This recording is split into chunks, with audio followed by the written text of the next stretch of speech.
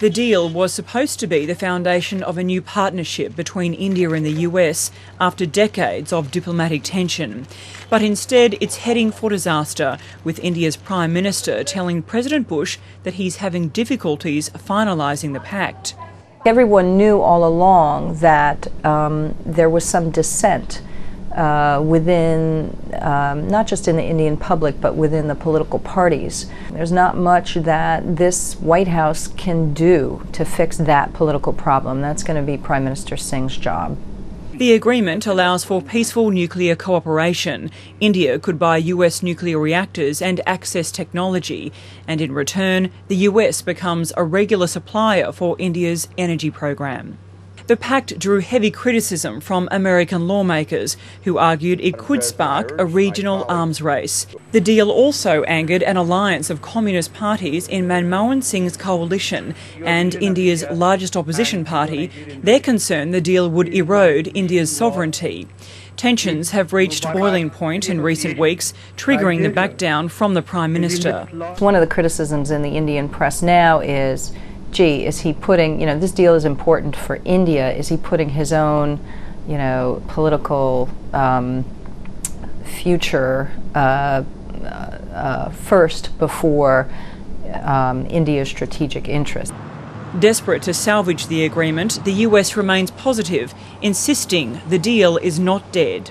I will say that we would hope that, as I said this morning, India would be able to move forward with this agreement and that we would be able to complete it in 2008, which was in general keeping with the original time frame we had outlined for it. At stake here, a major foreign policy embarrassment for the administration and potentially a number of defence contracts worth billions of dollars to the US.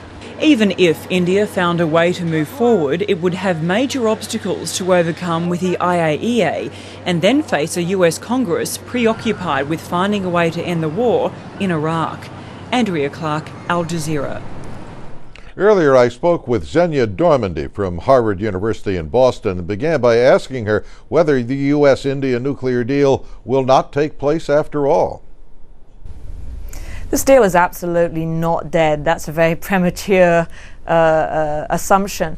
The deal is very much alive. Whether it takes place, whether it goes through to its final position by the end of this administration, this US administration, or whether it goes into the next US administration, is neither here nor there, really. It will be completed either in 08 or 09, or perhaps at worst in 10.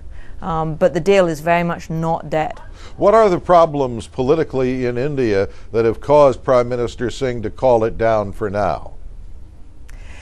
The main problem is Prime Minister Singh governs in a coalition. Part of that coalition, albeit not within the government, are the left parties. The left parties have maintained their position of anti-Americanism, and this is really a visceral reaction against what they perceive to be a burgeoning US-India relationship.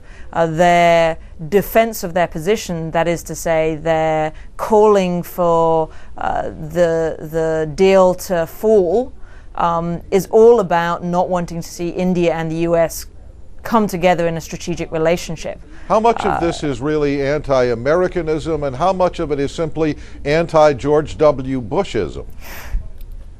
I think most of it is anti-Americanism, and again, this is due to while the BJP, the main opposition party, has come down against the deal, there's a great sense that if they were in the administration in India, they would be for the deal. So the main people bringing this deal down is the left parties. The left parties have historically been anti-American.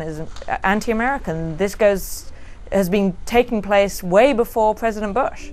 If the deal can't be completed by the end of 2008, are there problems that would develop on the American side, or do you think that any successor administration, Republican or Democrat, would follow through on the deal if India were then willing?